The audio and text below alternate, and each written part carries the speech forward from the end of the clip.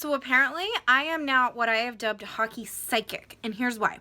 The game starts, the Kings are completely dominating. I've got to say 3/4 of the entire first period was just the Kings shooting and the Blue Jackets not really doing anything, and yet nothing happens. So I'm like, oh my god, this is totally going to be one of those games where we just like outshoot the heck out of them, and then we give up a really bad goal and lose.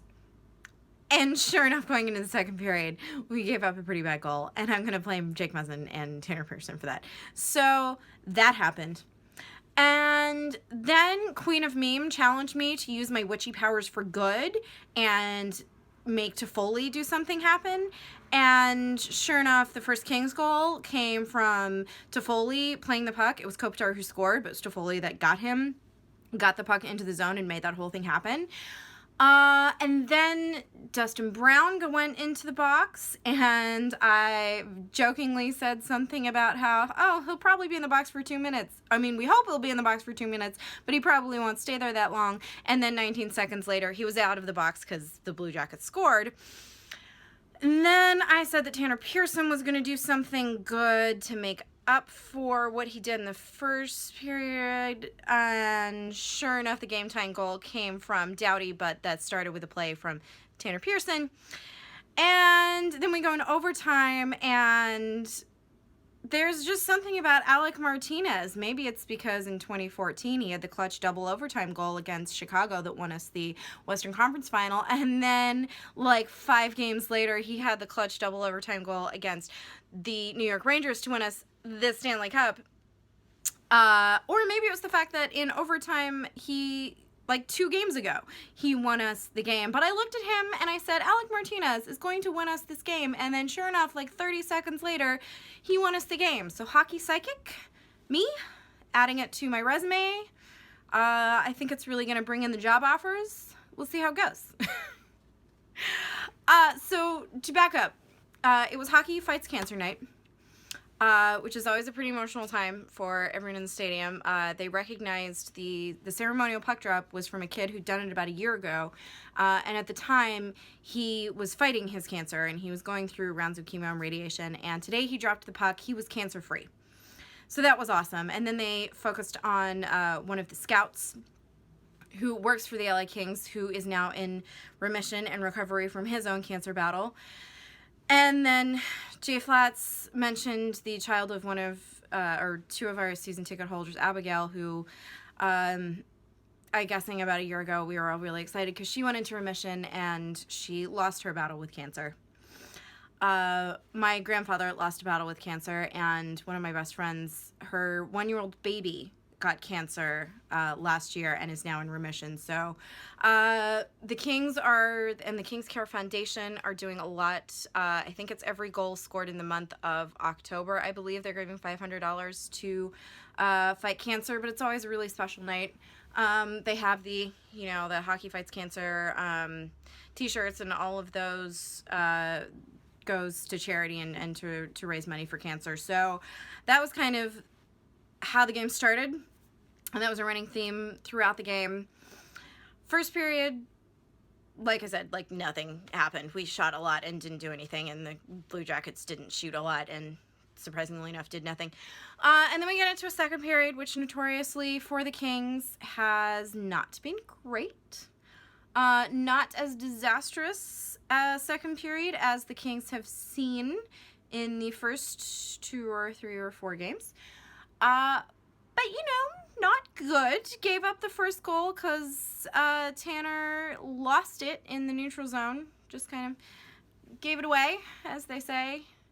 Not great. And then Jake Muzzin didn't have his man, and Budaj he got faked out.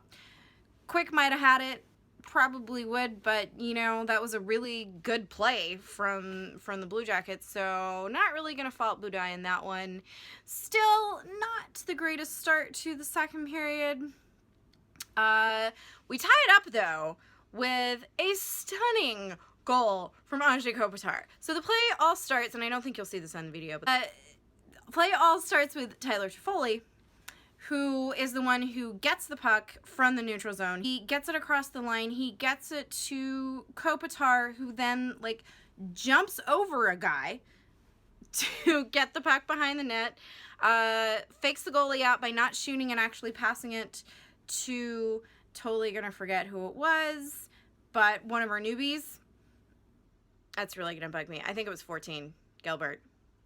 Anyway, who then passes it straight back to Kopitar, but because of the two passes were so fast that the goalie kind of gets confused, and Kopitar gets the puck in the net, and the Kings are tied, and awesomeness is happening at Staples Center. So, of course, right after that, Brown goes into the box. And I gotta say, the entire first period, the only people I noticed on the ice was the Brown, Dowd, Andreoff line. They couldn't convert anything, but they had a lot of time in the Blue Jacket zone. They actually gelled really well as a line. They just like couldn't quite finish it off. Brown had a chance that Andreoff couldn't finish off. Brown actually almost finished off his own rebound. They had a lot of nice plays, and it's nice to see them gel. I think that's a really solid line. Just like I said, couldn't get it done, but Kopitar does. Brown goes in the box, and 19 seconds later, it's, again, not really going to fault Blue Dye in that one, because that was a fast, slick shot. I wouldn't have had that either. Not that I would have any shots, because I would totally suck at being a goaltender or a hockey player of any kind. Just good at the psychicness of seeing what other hockey players do, apparently. So that sucks. And we go into the third period just kind of like all over the place. Like, we had a power play, and I can't remember if it's the second or third period now, but it was bad. Oh, it was the second period, because it was right after they scored on the power play. We're like, okay, well, we can get it back, like, right now. It was basically right after, and it's some of the worst hockey I've ever seen the Kings play. Like, I wouldn't have known they were on a power play unless the clock was ticking down on the Jumbotron right there, and there was a guy sitting in the box. It looked like they had more shorthanded chances, and Muzzin was just all over the place, and it was some stunningly bad hockey.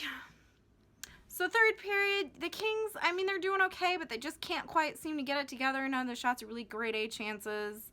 They're not letting the Blue Jackets have a whole lot of room either, but they still need to tie it up, and they're not really getting there until Drew Doughty makes the shot that, like, I don't even think he thought it was going to go in, but there was a weird deflection off the goaltender or something, and it ended up in the back of the net, and clutch goal, we're tied!